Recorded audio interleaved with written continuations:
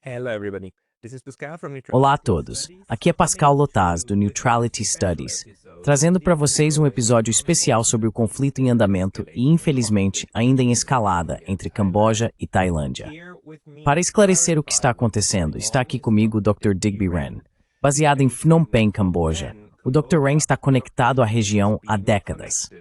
Ele dirige uma empresa de consultoria em risco geopolítico e é ex-assessor de relações externas do presidente da Academia Real do Camboja. Ele também é o editor da análise de grande sucesso no Substack, The Long Mekong, como vocês podem ver logo atrás dele. Dr. Ren, seja bem-vindo de volta. Dr. Ren, welcome back. Bem-vindo. É muito bacana de volta ao programa, Pascal. Eu realmente gosto do seu programa. Muito obrigado, Digby. Conversamos há cerca de meio ano, ou talvez um ano atrás, da última vez, e estou muito feliz que você tenha concordado em nos dar sua opinião sobre o que está acontecendo. Também entrei em contato com você porque você é cidadão australiano, embora more no Camboja, então acredito que você tem uma perspectiva um pouco de terceira parte sobre toda essa região. Uma análise neutra é importante neste momento. No Twitter, o que vemos é A. Pró-Camboja, A. Pró-Tailândia, o que é absolutamente ridículo. Mas você pode nos dar um panorama do que realmente está acontecendo agora, enquanto conversamos, neste sábado, 26 de julho, no Japão e em Phnom Penh.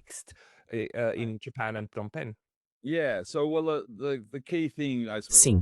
Então, bem, o ponto principal, eu acho, voltando ao que você disse agora sobre os eventos, certo? Todo mundo é ou pró-Camboja, ou pró-Tailândia, ou pró alguma coisa. Mas, sim, é uma série de eventos. Não é como se isso fosse algo novo. Esse tipo de escaramuça na fronteira já acontece há bastante tempo. Bem, pelo menos desde os anos 90 e até antes, na verdade. Mas essa série atual começou, na verdade, por causa de vários. São 7 locais na fronteira compartilhada. Essa fronteira compartilhada fica no que eles chamam de Triângulo Esmeralda. Então, noroeste do Camboja, nordeste da Tailândia, lá onde também faz junção com o Laos. Então é mais ou menos essa região. Estamos falando de florestas montanhosas. Não é fácil de navegar.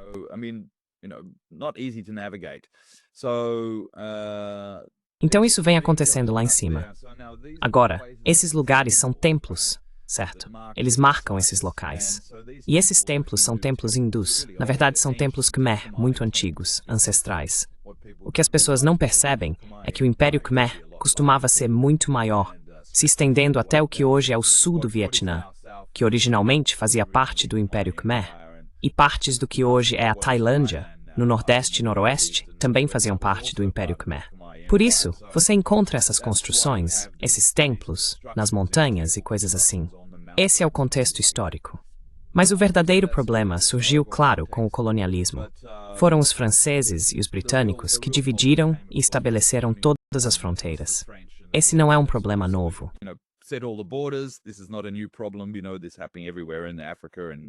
Você sabe, isso está acontecendo em todo lugar. Na África, nos Himalaias, em todo lugar. Todas essas fronteiras britânicas e francesas, sabe, Sykes-Picot e todas essas coisas. Então, eles fizeram a mesma coisa aqui. A Tailândia não foi realmente colonizada, mas foi meio que reduzida do seu maior território imperial, que foi no século XIX. E por isso, nunca ficou satisfeita por ter perdido o que havia tomado dos cambojanos durante sua expansão nos séculos XVII e XVIII. Eles perderam tudo isso. Os franceses e britânicos reduziram esse território, esculpiram o Camboja bem no meio. Então agora, no presente, se você é cambojano, se vê espremido entre o crocodilo do Vietnã, que é aquele crocodilo longo e fino ao longo da costa do Mar do Sul da China, e o tigre da Tailândia.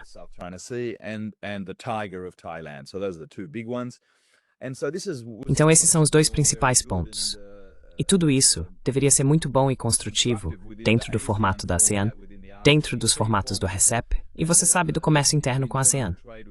Assim o Camboja iria se beneficiar enormemente, porque está diretamente entre o tigre da Tailândia, também um tigre industrial, e o Vietnã, também um crocodilo industrial. Isso seria ótimo para o Camboja.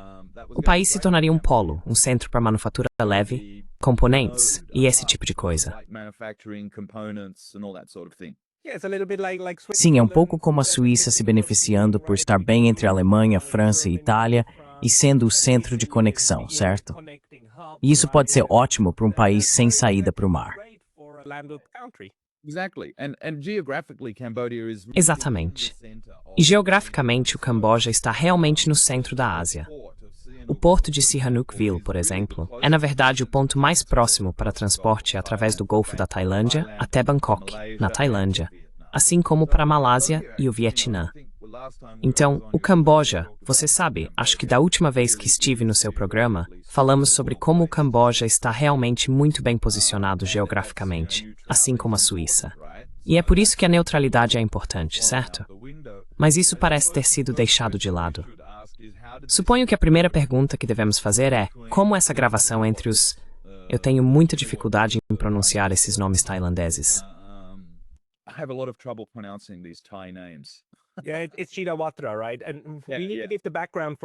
Sim, é Shinawatra, certo? E precisamos contextualizar essa situação. Houve uma ligação telefônica, certo, há cerca de 3 semanas, entre a primeira-ministra, Sr. Shinawatra, da Tailândia, e o primeiro-ministro do Camboja, Sr. Hun Manet. E, curiosamente, ambos são filhos dos patriarcas de seus países, o Sr. Shinawatra do lado tailandês e o Sr. Hun Sen do lado cambojano, certo?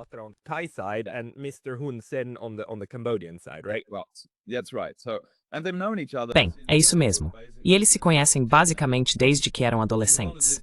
Não é como se os 2 primeiros ministros fossem estranhos. Essas famílias são bastante próximas há cerca de 30 anos. Então, a família Hun no Camboja, que detém o poder de fato, eu diria, há pelo menos 20, 30, 38 anos. E o clã Shinawatra, na Tailândia, que já teve 3 mandatos de primeiro-ministro.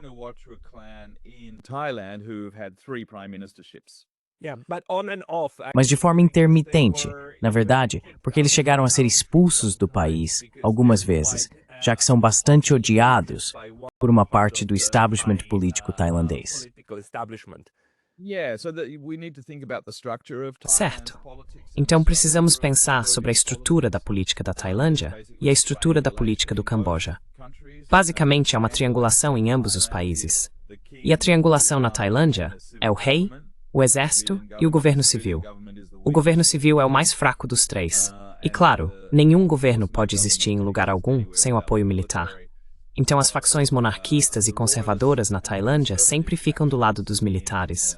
E assim, sempre que há um governo civil com o qual eles não estão satisfeitos, ou que é muito amigável com os americanos, ou muito amigável com os chineses, ou sei lá, não é amigável o suficiente com alguém, eles tendem a ser afastados, e os militares assumem novamente.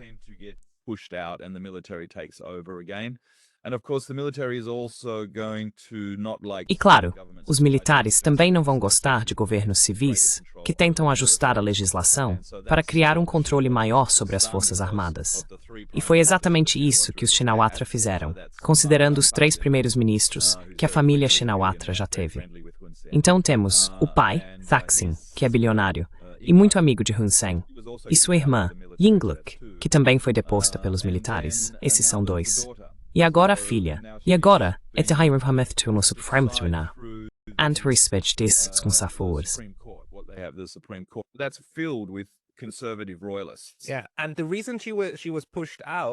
Sim, e o motivo pelo qual ela foi afastada, ou suspensa por enquanto, é porque ela teve essa conversa com Hun Manet. Nessa ligação, ela realmente criticou o exército, o próprio exército dela, pelas ações deles. E parece que Hun Manet agora vazou essa ligação para a imprensa. Isso causou uma enorme comoção na Tailândia. Foi como ela ousa nos criticar. Quer dizer, nossa primeira-ministra criticou nosso exército.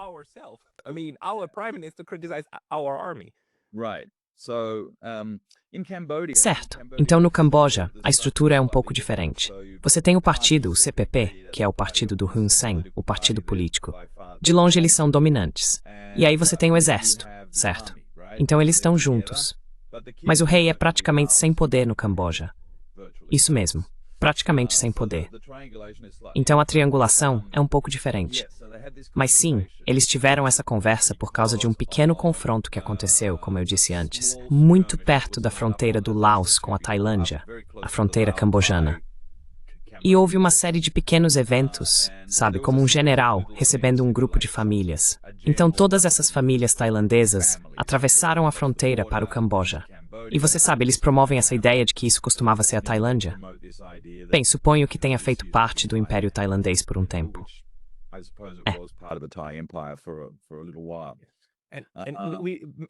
E deixe-me acrescentar uma coisa, porque acho importante saber que o CIJ concedeu o templo que está no centro das atenções ao Camboja, mas não a área ao redor, certo? A área ao redor deveria ser desmilitarizada. Então, de ambos os lados ainda existe uma questão. Onde está realmente a fronteira?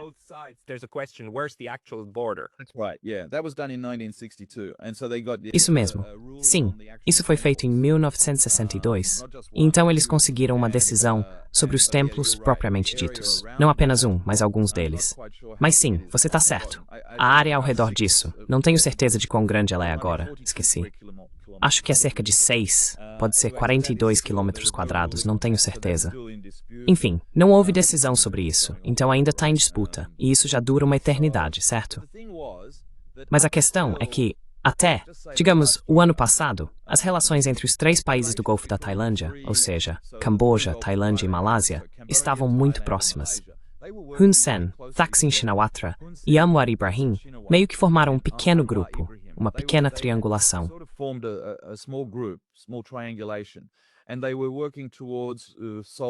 E eles estavam trabalhando para resolver muitos dos problemas relacionados aos direitos de gás e petróleo no Golfo da Tailândia. E estavam fazendo progressos nisso. Também estavam avançando em relação a Myanmar e a implementação do consenso de 5 pontos da ASEAN. E isso parecia estar funcionando. Então, houve outro desenvolvimento. O anúncio de que o Camboja iria construir um canal do Mekong diretamente até o Golfo da Tailândia, o que deixou os vietnamitas muito descontentes. Agora é preciso lembrar que os vietnamitas têm grande influência na economia cambojana e esse canal não foi visto com bons olhos no Vietnã. Me acompanhe aqui, porque isso vai chegar ao ponto.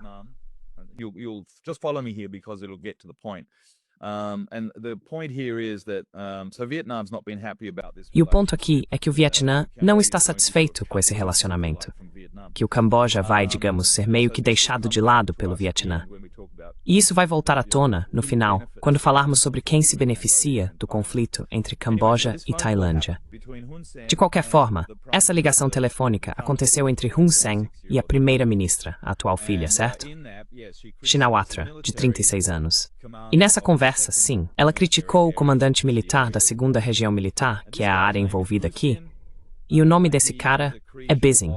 Ele é uma criatura das antigas ditaduras militares, ou juntas, que estavam no poder e que expulsaram os outros Shinawatras em 2008 e 2014, se não me engano. Então ela os criticou.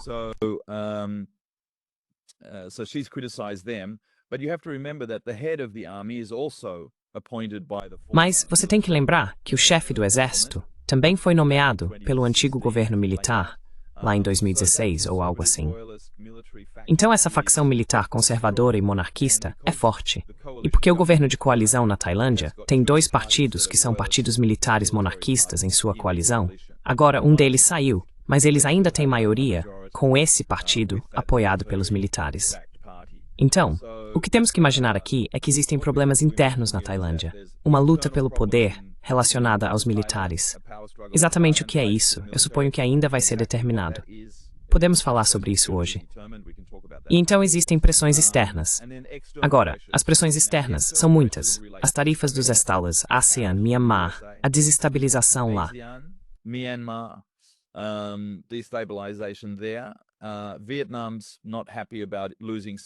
O Vietnã não está satisfeito em perder um pouco do controle sobre o mercado cambojano.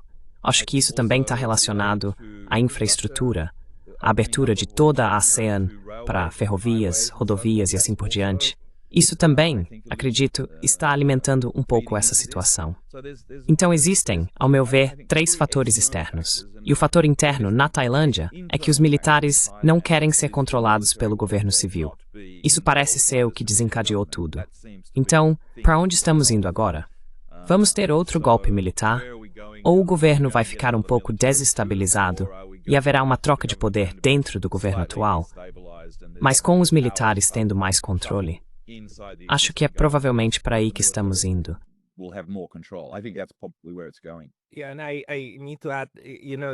Sim, e eu preciso acrescentar, sabe, que Ingluk Shinawatra era tia do primeiro-ministro, quer dizer, daquele que acabou de ser deposto.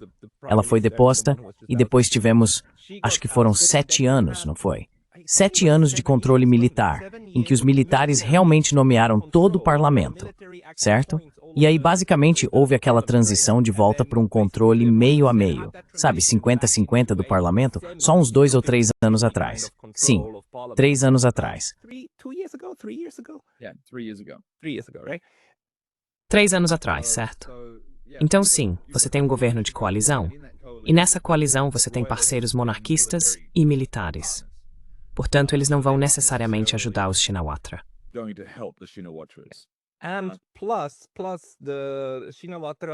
E além disso, a Shinawatra é a líder do segundo maior partido.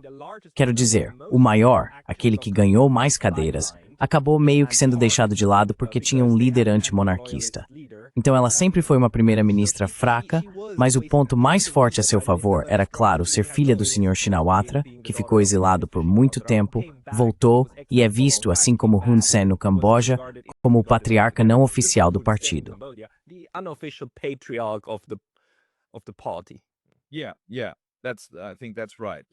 Sim, sim, acho que é isso mesmo. Então, para ser honesto com você, acho que ambos os primeiros ministros, o Shinawatra e o Hun Manet, são muito inexperientes. Ambos são jovens, e sim, ambos são prodígios de seus pais, que também foram primeiros ministros. Mas acho que os dois são um pouco inexperientes e talvez não tenham conduzido isso muito bem sozinhos. Mas devemos voltar à ligação telefônica, como ela foi divulgada, certo? Sim, por favor. E também, você pode falar sobre o lado cambojano, sobre Hun Manet e a estrutura de poder lá. Hun Sen ainda está no comando? Hun Sen é o presidente do partido, o CPP, Partido do Povo Cambojano, que é de longe o partido mais poderoso do país. Ele ocupa esse cargo e também é presidente do Senado. Portanto, ele ainda detém uma quantidade enorme de poder real e está guiando a ascensão de seu filho ao cargo de primeiro-ministro. Ele precisa passar, acredito, por mais um ciclo eleitoral. Assim, uma vez que Hun Manet tenha pelo menos 5 a 10 anos de experiência, então eu acho que provavelmente isso pode durar ainda mais. Quero dizer, sejamos realistas e digamos que a economia cambojana está bastante estável, ainda tem mais de 5% de crescimento, mesmo com todos os problemas externos, tarifas e assim por diante.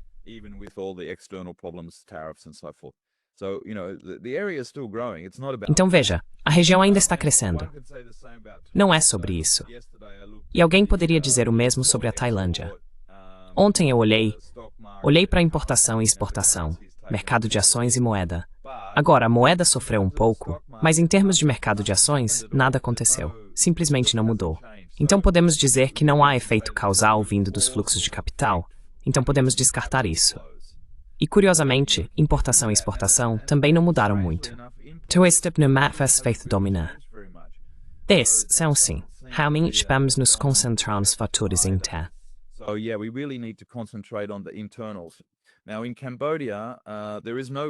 Agora, no Camboja, não há uma luta interna, mas é verdade que Hun Manet ainda não é muito forte. Quero dizer, ele é um homem jovem, e seu pai ainda está no poder.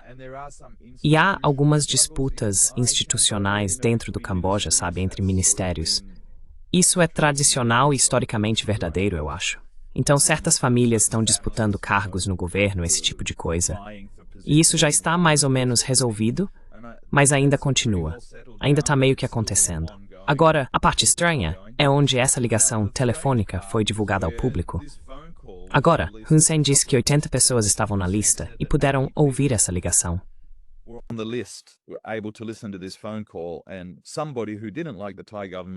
E alguém que não gostava do governo tailandês divulgou a gravação da ligação. Foi isso que ele disse, os 9 minutos originais. E nesses 9 minutos, sim, os Shinawatra disseram que Buson, esse segundo militar na Tailândia que está encarregado da área de fronteira, era o problema, e que eles estavam agindo contra os interesses do governo civil.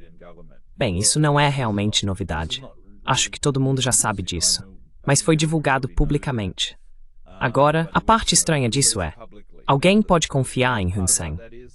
Se você vai ter uma conversa privada com ele, e depois a conversa é divulgada, acho que agora vai haver um elemento de desconfiança em relação ao Hun Sen.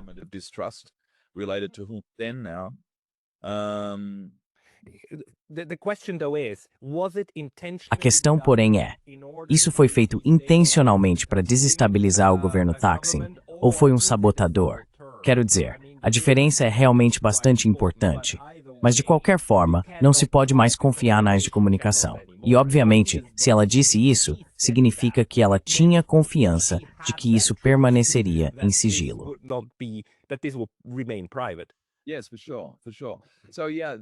Sim, com certeza, com certeza. Então isso ainda é desconhecido. Quero dizer, eu não sei ao certo quem divulgou isso. Se foi de propósito ou se foi, sabe, uma traição de algum tipo, alguém deixando escapar. Mas eu suponho que não há nada realmente revelador nessa ligação telefônica. Não de verdade. Quero dizer, a pior coisa que ela diz é sobre o exército, certo? Bem, praticamente qualquer pessoa que acompanha a política tailandesa sabe que é isso que está acontecendo no exército. Mas esse cara, eu dei uma olhada nele, escrevi um artigo no Substack há cerca de 2 semanas e analisei bem a carreira dele. Ele foi promovido durante o período da junta militar e acabou de ser promovido de novo. Então ele é o chefe do 2º grupo do exército. E é ele quem está na fronteira, o tailandês na fronteira. É, bem nacionalista.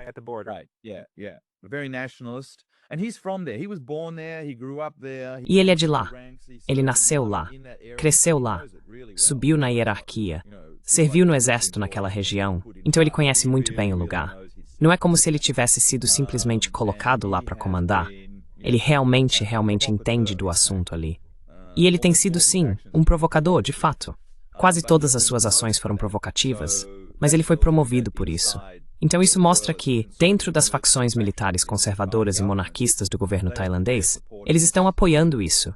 E eles já apoiavam antes de a situação chegar ao ponto em que está agora. Isso significa que eles queriam que isso acontecesse. Então, de certa forma, tudo foi planejado, levando a essa comoção. A questão então é, quem se beneficia?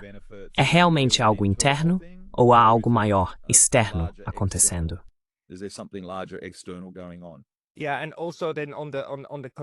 Sim, e também do lado cambojano, no momento, ambos os lados dizem que o outro atirou primeiro. Uma das coisas que sabemos é que de ambos os lados houve explosões de minas terrestres e tiros trocados. Isso já aconteceu no passado, e repetidamente. Mas o que estamos vendo agora, na minha opinião pela primeira vez, ou pelo menos eu nunca tinha ouvido falar disso antes, é o uso de artilharia pesada. Vimos esses vídeos do lado cambojano disparando, não sei, lançadores múltiplos de foguetes, certo? E atingindo até um posto de gasolina e um complexo hospitalar na Tailândia. Agora, os tailandeses estão fervendo de raiva por não serem apenas alvos militares, mas também por verem alvos civis sendo atingidos. Você pode comentar um pouco sobre isso?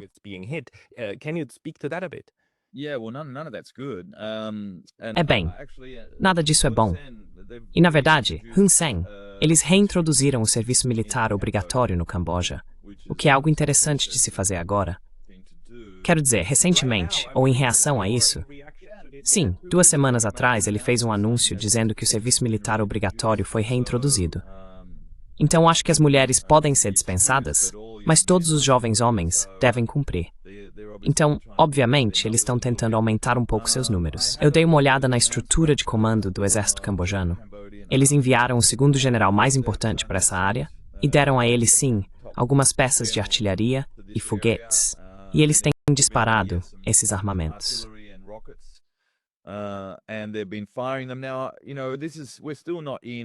Agora veja bem, ainda não estamos em nenhum tipo de guerra organizada em nível de divisão ou mesmo de regimento, nada disso. Ainda não chegou a esse ponto. Estamos falando de algo relativamente aleatório.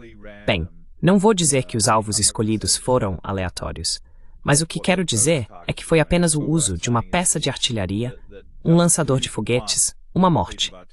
Inicialmente, houve apenas uma morte. Um soldado morto. Do lado cambojano, sim. Isso. E Pupa sob o comando desse general Bunson, certo? By troops under the command of this General Busan, right? Yeah. And also like Sim. E também, os lançadores de foguetes que vimos até agora, para mim, parecem não estar conectados a esse tipo maior de sistema de radar. É mais como algo que você simplesmente aponta em uma direção e dispara, e atinge o que atingir, o que já é ruim o suficiente. Mas não parece ser uma abordagem coordenada por Phnom Penh para explodir um posto de gasolina. Não é isso. No, that it's still fairly. Não, ainda é bastante, vamos chamar de improvisado. Mas é isso que o torna tão perigoso. Porque agora são os comandantes individuais, possivelmente imprudentes, no terreno, que podem desencadear coisas muito piores, certo? Essas pessoas estão sob estruturas de comando, mas acabam agindo de forma independente no local. Then they just act on the ground. Yeah, so now we're looking at kind of battalion. Sim. level. Então agora estamos olhando para algo como nível de batalhão, ou seja, de 100 a no máximo 1000 soldados, operando, construindo trincheiras e estabelecendo áreas de segurança e assim por diante. Olha, pelo que entendo, há muito pouco em termos de armamentos reais sendo levados para a área de fronteira, além do fato de que é difícil chegar lá. E o Camboja não tem uma grande força aérea, nem mesmo helicópteros ou drones. Eles realmente não têm uma patrulha fronteira muito sofisticada no ponto de vista militar. Functionality in terms of military. I mean, I think it'd be better if they did, really. Maybe they're using. Quero dizer, acho que seria melhor se eles fizessem isso de verdade. Talvez estejam usando isso como uma desculpa para, em parte, fazerem isso, porque realmente precisam fazer isso. E acho que a Tailândia também precisa. Então veja, o que sabemos? Sabemos que há algumas armas lá em cima. Sim, o comandante no local pode cometer erros, mas parece que Busan, o tailandês, sabe o que está fazendo, porque cada passo foi razoavelmente bem calculado. E isso só incitou e aumentou um pouco a situação. Mas parece haver algum tipo de plano do lado tailandês, com certeza. Algum tipo de controle acontecendo. Mas posso falar um pouco sobre os fatores externos? Can I talk a little bit about the externals? Yes, exactly, because like I want to ask also. Sim, exatamente. Porque eu também quero perguntar, sempre existe essa suspeita de que os outros, os americanos e talvez os chineses, possam ter algum interesse envolvido. Embora, pelo que sei das minhas próprias visitas à Tailândia, os americanos têm complexos muito maiores e bases da CIA realmente do outro lado da Tailândia, perto da China, e um enorme consulado em Chiang Mai. Isso fica na fronteira com o Myanmar. Estamos falando do outro lado da fronteira, onde eu não tenho conhecimento de envolvimento dos Estados Unidos. Mas você sabe de algo? US involvement, but do you know anything? Well, look, I mean, there's always US involvement. Bem, veja, quero dizer, sempre há envolvimento dos Estados Unidos, que não pode ser descartado ou desacreditado. Você sabe, os Estados Unidos são muito ativos. E isso todos vocês sabem, olha, o primeiro evento, o primeiro tipo de problema, foi em fevereiro e foi algo muito discreto. E eu acho que isso estava muito relacionado à luta política interna na Tailândia naquele momento. E então, quando aconteceu o evento de Shangri-La, isso foi em maio, tudo isso começou a ganhar força depois de Shangri-La. Depois que os americanos pediram, você sabe, rearmamento e mais gastos com armas, etc, etc. Então, de repente, essas coisas estão se transformando em uma verdadeira zona de conflito, certo?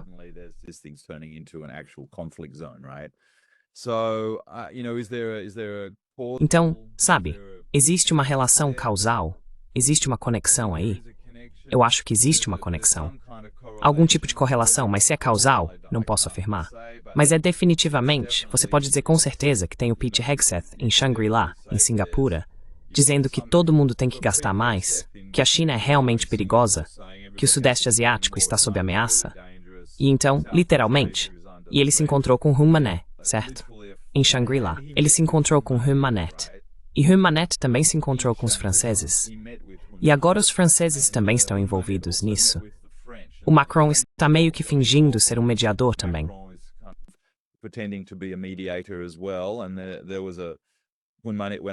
E então, houve Hun Manet foi para a França e se reuniu com os franceses. E eles também estavam discutindo sobre ameaças no Sudeste Asiático. E ao que parece, Hun Manet convidou Macron para ajudar a mediar. Mas então descobrimos que Anwar Ibrahim, na Malásia, claro, já havia sido incluído nesse tipo de... Você sabe, ele já tinha um envolvimento próximo anteriormente com Thaksin Shinawatra e com Hun Sen. Os três tinham uma relação muito boa, então, obviamente, eles voltaram a conversar discretamente. E ele mediou. Ibrahim mediou um cessar-fogo. Mas o porta-voz do Ministério das Relações Exteriores da Tailândia disse esta manhã que não, os tailandeses não vão aceitar o cessar-fogo.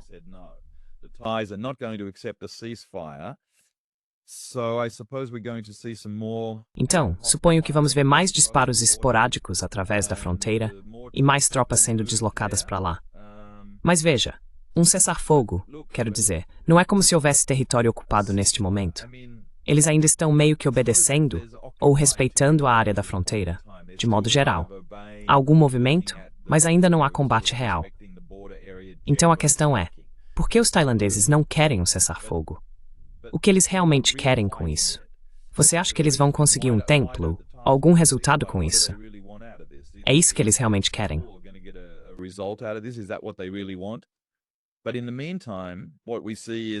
Mas, enquanto isso, o que vemos é que muitos produtos tailandeses desapareceram das prateleiras no Camboja e muitos produtos vietnamitas os substituíram. Então, os vietnamitas, eu acho, obtiveram alguns benefícios comerciais com isso. E eu me pergunto se isso não está relacionado de uma forma mais ampla. É difícil dizer. Mas é claro que o Vietnã tem grande influência no governo aqui no Camboja. Eles realmente têm grande influência. E sabe, eu não vi o Vietnã se pronunciar muito sobre isso, além de dizer que todos deveriam buscar a paz. Quero dizer, é basicamente isso. Eles ficam de fora de tudo, mas estão definitivamente se beneficiando comercialmente. E acho que isso também está lhes dando mais influência política.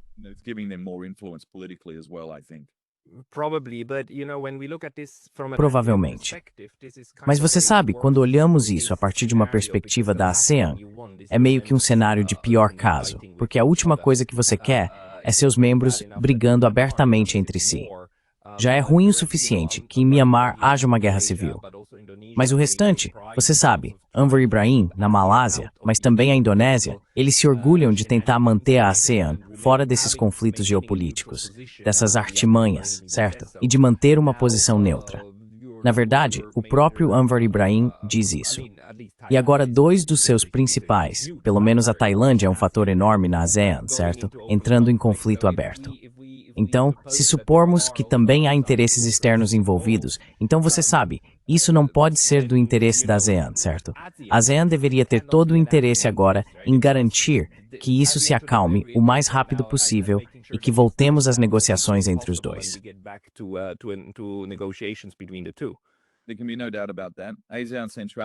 Não há dúvida quanto a isso. A centralidade da ASEAN é a coisa mais importante. Todos na ASEAN sabem disso. Todo governo, todo ministro, todos sabem disso. Portanto, isso está no topo das prioridades deles, com certeza. Ninguém quer dividir a ASEAN. Por outro lado, os americanos não estão particularmente satisfeitos com o fato de a ASEAN manter sua neutralidade como bloco comercial e de ela efetivamente ser o maior parceiro comercial da China e proteger o flanco sul da China.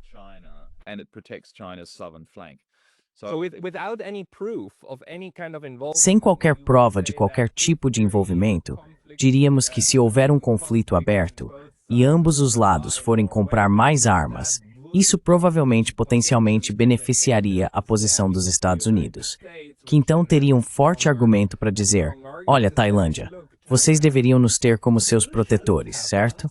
Deveríamos ter algumas bases a mais e um pouco mais de pessoal americano. Quero dizer, sem qualquer prova de que isso está acontecendo.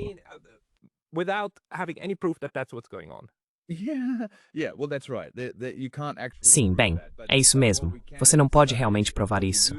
Mas o que podemos dizer, o que sabemos com certeza, é que há um alto nível de envolvimento americano tanto em Myanmar quanto nas Filipinas. Um é marítimo, o outro é continental em termos reais. Myanmar é basicamente continental, tem uma linha costeira, claro, mas é um país muito grande. E esse país vem sendo desestabilizado há, bem, pelo menos 10 anos. E agora, desestabilizar a Tailândia. Isso vai fraturar a ASEAN, com certeza. Veja, queremos que a ASEAN acabe se parecendo com a Europa? Claro que não. Nada deveria se parecer com a Europa. Quero dizer, já basta termos uma Europa. Bem, acho que é isso que os americanos conseguiram efetivamente ao subordinar a Europa aos seus planos globais.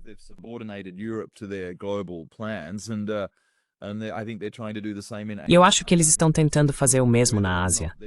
E acho que isso é verdade.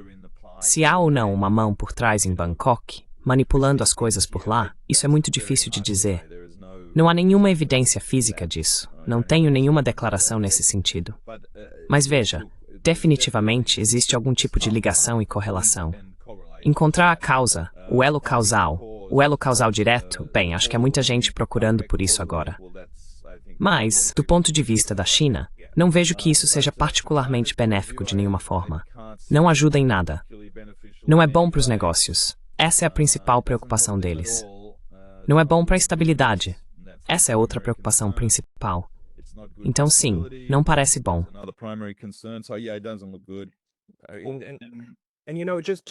E você sabe, já que estamos no campo da especulação, e novamente não tenho nenhuma indicação disso, mas o Sr. Thaksin Shinawatra fez discursos quando voltou, indicando que também está alinhado com Ibrahim, e assim por diante, sabe, com a parte neutralista, dizendo algo como, não somos pró-China, mas mantemos independência estratégica. E se internamente os militares, que sempre tiveram uma relação mais próxima com os americanos, se houver uma disputa de poder entre eles, então, bem, faria sentido fortalecer os militares em relação ao governo Shinawatra. Certo.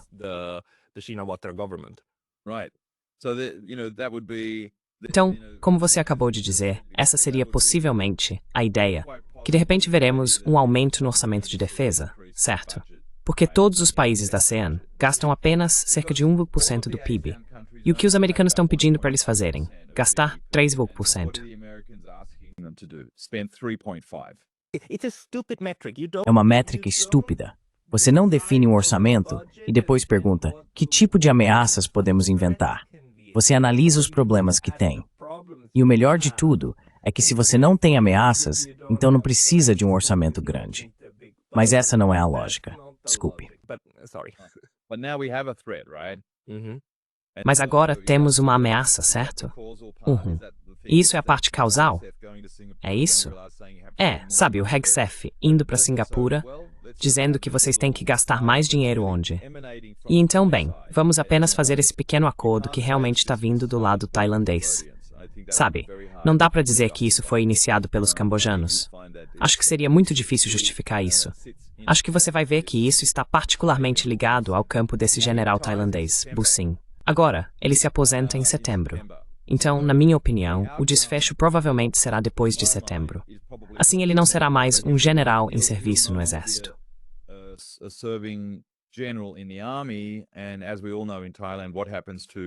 E como todos sabemos, na Tailândia, o que acontece com generais que fazem o tipo de coisa que os conservadores e nacionalistas querem é que eles são promovidos no próximo governo. Então acho que podemos ver que ele está sendo preparado para um cargo no governo, seja como o próximo chefe do governo, ou talvez chefe do exército, ou ministro da defesa. Algo assim. É o que parece. Então a linha do tempo, acho que provavelmente será em setembro. Acho que Busin tem muito a ver com isso, esse general. Esse tenente-general, acho que ele realmente faz parte de tudo isso.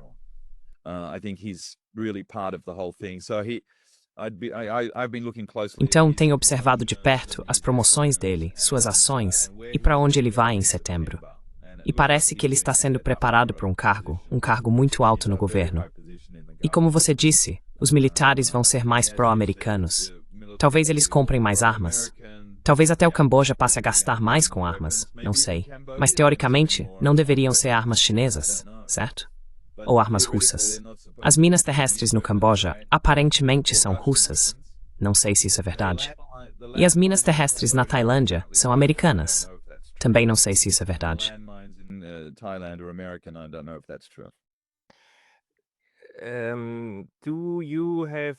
Você tem alguma indicação de como o lado cambojano está vendo essa situação agora? Digo, o Camboja deve ter interesse em diminuir a tensão. Não pode ser do interesse de Phnom Penh que uma disputa aberta realmente escale para uma guerra com um vizinho que, pelo menos no papel, tem muito mais poder de fogo do que eles, certo? Deve haver um interesse em desescalar isso. Então, o que Phnom Penh está considerando? You could have said that about the Ukraine and Russia. Why would you? Você poderia ter dito isso sobre a Ucrânia e a Rússia.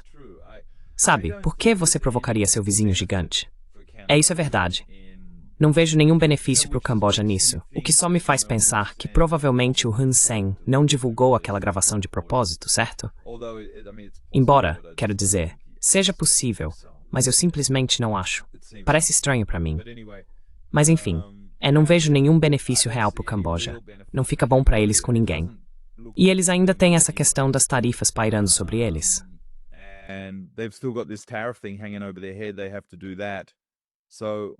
Eles têm que fazer isso. Então, sabe, o timing é muito estranho. Eu não acredito em coincidências em momento algum, Pascal. Mas ainda não posso fazer essas conexões causais aqui no Camboja. Isso não é bom para a economia. Não é bom para a população. Sim, isso enche os jornais, a mídia e tudo mais, e todo mundo está revoltado com isso nas ruas. Mas eles não podem travar uma guerra.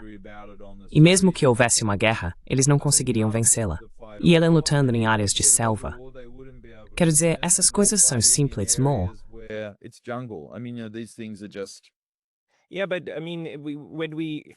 Sim, mas quero dizer, quando damos um passo atrás em relação à abordagem racionalista, olhando para o que é bom para a nação, e vamos em direção ao que é bom para as facções, podemos ver como na Ucrânia, a guerra foi, claro, horrível para a Ucrânia e para os ucranianos, e também para os russos. Mas podemos ver como foi muito boa para a elite do poder em Kiev. Quero dizer, eles acumularam dinheiro e poder, conseguiram agarrar isso e estabelecer essa conexão com o exterior. Então, sacrificar seu país para se fortalecer. E se partirmos da ideia de que o exército e os militares tailandeses queriam se livrar ou enfraquecer o governo Thaksin, então isso também foi de certa forma uma vitória. E do lado cambojano, há algo a ganhar com o aumento do nacionalismo nas ruas, sabe, para o partido e assim por diante.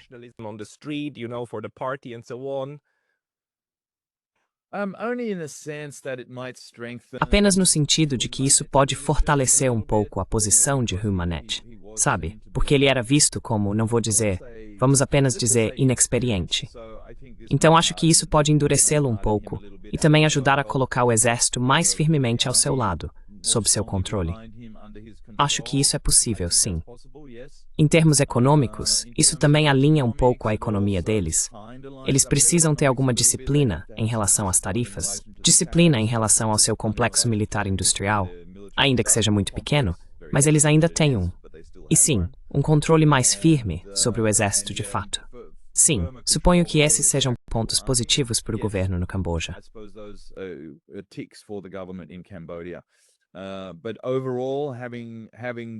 Mas, no geral, tendo dificuldades com a Tailândia dentro da ASEAN, etc., acho que o saldo negativo é maior do que qualquer benefício interno que eles possam obter. Não acho que isso funcione muito bem para eles. Em termos de ASEAN, me parece que o Vietnã é o grande vencedor de tudo isso. Eles estão ganhando mais exposição comercial. Fecharam um acordo sobre tarifas muito rápido.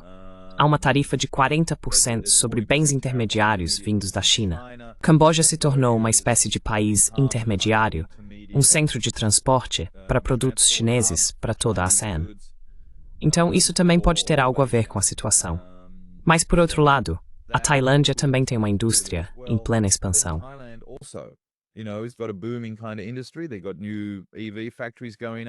Eles estão construindo novas fábricas de veículos elétricos. Mas a economia deles está meio bagunçada. Quero dizer, sejamos honestos, a economia deles está meio bagunçada. Essas tarifas não vão ajudar. Então, sim, no geral, ainda acho que a maior parte desse problema é uma luta interna de poder entre facções, como você acabou de mencionar, dentro da Tailândia. Acho que esse é o principal fator disso, e que há alguns benefícios externos sendo obtidos a partir disso. O Vietnã, por exemplo, está ganhando como mercado local de exportação e aumentando sua influência política dentro do Camboja. E então, como você disse, talvez o exército americano esteja se beneficiando disso dentro da Tailândia. Isso também é possível.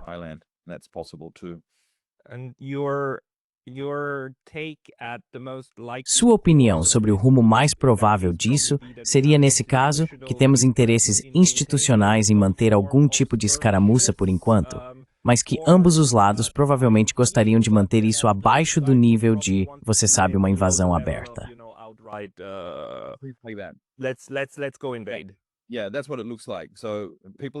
Sim, é isso que parece.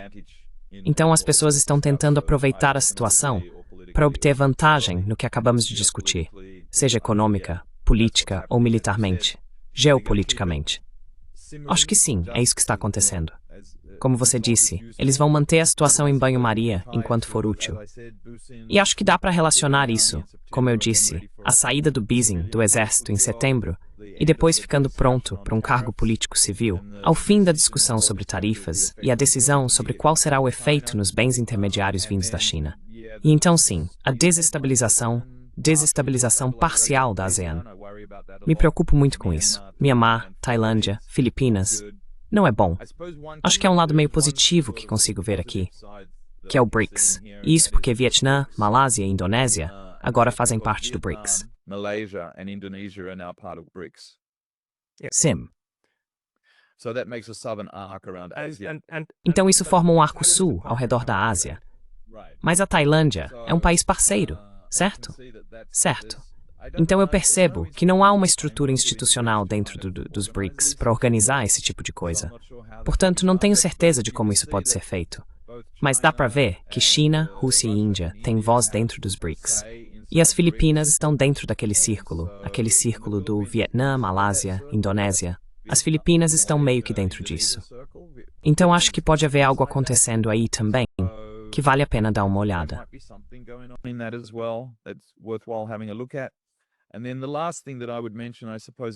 E então, a última coisa que eu mencionaria, suponho, é a Unesco. Os americanos acabaram de se retirar da Unesco. E esses sítios de templos que estão sendo disputados pela Tailândia e pelo Camboja, todos têm status de patrimônio mundial da Unesco. Pois é. Pois é. Então, se os americanos não fazem parte da Unesco, eles não podem ser advertidos, ou ninguém vai dizer, sim, é um sítio de patrimônio. Você não pode fazer esse tipo de coisa. Os americanos podem dizer, bem, não fazemos parte da Unesco. Não temos nada a ver com isso. Então, não vejo que isso seja bom também.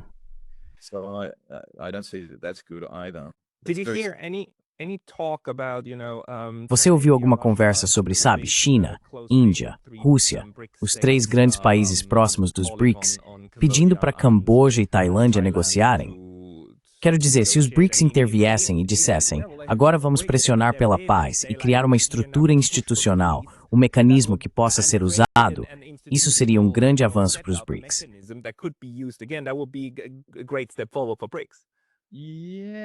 Sim, bem, o BRICS não tem uma estrutura institucional para esse tipo de coisa. Então, para onde isso vai? E sabemos que os Estados Unidos não gostam de nada multilateral. Eles simplesmente detestam. Sim, eles não gostam de nada que promova a paz, se o oposto aumentar sua influência. Então, o surgimento da paz é sempre um pesadelo em Washington.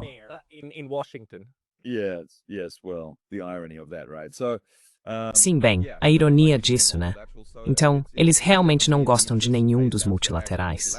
Portanto, definitivamente é do interesse da ASEAN agir de forma multilateral. Acho que isso pode ser feito informalmente, dentro dos BRICS. Provavelmente valeria a pena. E não no RCEP. Não acho que possa ser feito lá. Embora eu ache que os australianos poderiam ter um efeito positivo nisso se quisessem. Acho que o atual embaixador aqui no Camboja parece estar fazendo um trabalho muito bom. E o soft power deles aumentou bastante no último ano. Acho que eles têm sido muito ativos. E acho que os australianos poderiam, talvez, só talvez, Gareth Evans, que entende muito sobre Camboja e Tailândia e esse tipo de coisa, ele esteve recentemente na China, e Anthony Albanese, olha, pode ser algo em que os australianos poderiam se envolver. Por que não?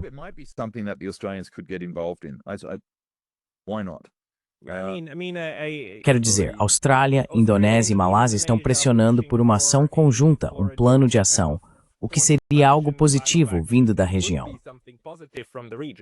Yeah, something like that. Yeah, even É algo assim. Sim, até mesmo, sabe, no Japão e na Coreia do Sul também. Acho que todos eles deveriam estar discutindo isso, e sabe, não os europeus e nem os americanos, certo? Tentar manter o foco na centralidade da ASEAN e então, sabe, o contexto maior da Ásia, leste asiático, sudeste asiático, países do RCEP.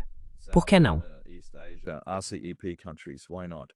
The question is, of course, how A questão é, claro, como chegar às pessoas certas que realmente tomam as decisões, se até mesmo o primeiro-ministro não está devidamente no comando das Forças Armadas. Portanto, é necessário um contato de militar para militar, de uma forma ou de outra. in one way or another. Point. That's a good point, Pascal. I think, in terms of the Cambodian Esse é um bom ponto, Pascal. Eu acho que em relação ao exército cambojano, isso não é um problema.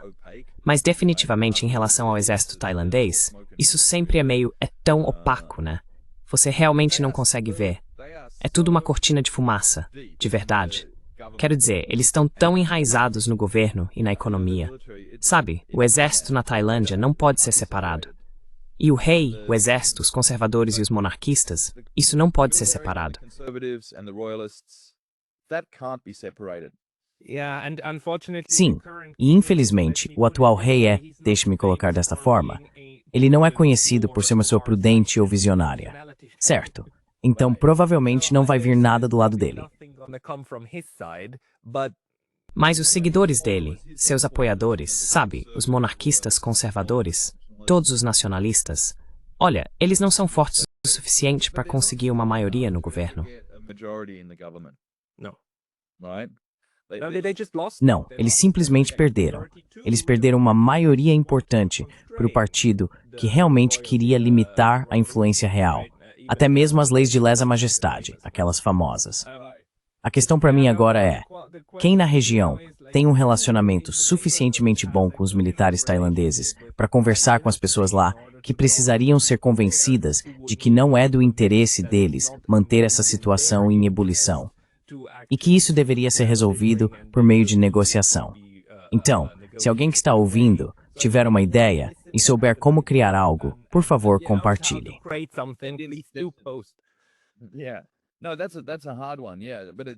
Não, essa é difícil. Mas definitivamente vai ter que haver alguém conversando com os militares tailandeses. Quem vai ser, eu não sei. Mas veja, isso vai continuar em banho-maria. Acho que isso ainda vai se arrastar por mais um tempo. E a palavra cessar-fogo já foi mencionada pelo menos 2 ou 3 vezes agora, de lados diferentes. China e Vietnã já pediram para parar qualquer tipo de combate. Anwar Ibrahim pediu um cessar-fogo e está disposto a ser o mediador. Acho que está tudo bem, porque ele também é o presidente da ASEAN este ano. Yeah, because he's also the head of ASEAN this year. Right, yeah, he's got the chair of ASEAN, so it makes sense, right? Now Ele está com a presidência da ASEAN, então faz sentido. Agora, as Filipinas assumem no ano que vem. Isso seria um desastre. Dá para imaginar o Marcos? Ai, Deus. Pois é. Então, se você pensar nesse período também, se a ASEAN fosse suficientemente desestabilizada e eles conseguissem segurar até a presidência das Filipinas no ano que vem, não parece bom para a ASEAN. Não acho que as Filipinas vão ser pró-ASEAN. Não acho que vão ser realmente úteis. De jeito nenhum. Não, porque eles estão irritados com a ASEAN por não ajudá-los o suficiente no Mar do Sul da China, no Mar do Leste da China, com as ilhas e assim por diante contra a China. Eles estão irritados com isso, e é por isso que estão se alinhando com os americanos. Eles não precisam de ajuda nenhuma. Que tipo de ajuda eles precisam?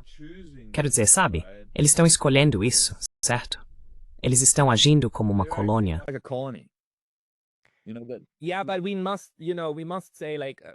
Sim, mas devemos dizer, e estamos nos desviando um pouco, mas o cara agora em Haia, que foi extraditado para Haia, o ex-presidente Duterte, ele tentou durante 6 anos ser o mais próximo e amigável possível com a China.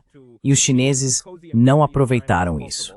Eles apenas intensificaram o uso do poder militar. Então faz sentido do ponto de vista filipino dizer, ei, isso não funcionou, então precisamos adotar uma postura mais confrontadora, o que não é algo bom. É o caminho Kmeth. Foi bom para a economia deles. A economia das Filipinas não é, sabe, O único motivo pelo qual a economia das Filipinas está indo relativamente bem é porque recebe muitos subsídios dos Estados Unidos. Certo. Bem, estamos nos desviando. Este é um assunto totalmente diferente. Mas, Digby, há algo que precisamos acrescentar sobre Camboja e Tailândia que ainda não foi dito? Let's summarize it. So, Vamos resumir. Então, parece que, em primeiro lugar, trata-se de uma disputa interna de poder na Tailândia. Esse é o primeiro ponto. O segundo ponto é que, internamente no Camboja, isso fortalece o controle do primeiro-ministro Hun Manet, o mais jovem, certo? Isso ajuda a fortalecer o controle dele sobre o exército e possivelmente sobre o governo de modo geral. Não vejo isso como algo realmente grande, mas definitivamente acho que lhe dá alguns pontos percentuais a mais de influência sobre essas instituições no país. O Vietnã está se beneficiando comercialmente ao obter mais acesso ao mercado cambojano, algo que temiam perder por causa do canal. Which they were worried about losing because of the canal, and they've also got more political influence in Cambodia. E eles também ganharam mais influência política no Camboja por causa disso. Os americanos vão ficar satisfeitos porque vem mais fracionamento e fragmentação. O aliado deles, as Filipinas, vai assumir a presidência da ASEAN no ano que vem. Então eles podem conseguir continuar esse tipo de fragmentação, como fizeram na Europa, o que é meu maior medo. E com as ações no terreno, veja, pode haver mais mortes. Até agora, quantas pessoas realmente morreram? Um soldado no Camboja, isso foi a primeira coisa. Depois, 2 civis na Tailândia. E agora os números não estão claros. Cerca de 12, mais ou menos.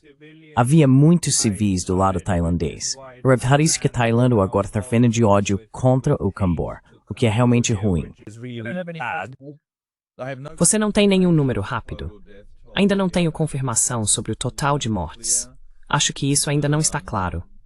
Podemos confirmar com certeza que houve 2 mortes, mas não posso confirmar 12 ou 26 mortes.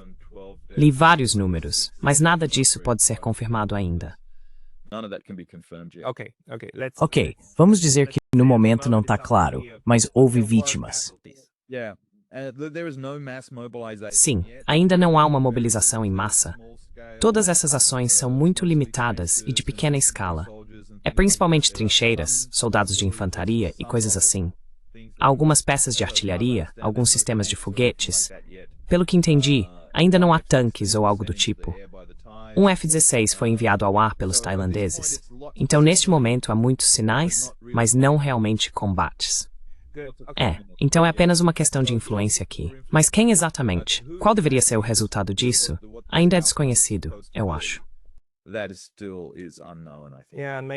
Sim, e talvez ninguém saiba, mas precisamos de olho nisso e perguntar constantemente, a quem interessa? Cui bono, exatamente. Isso é o mais importante. Quem está se beneficiando com isso, certo? Certo, vamos falar sobre isso novamente. Digby, muito obrigado pela sua avaliação tão detalhada.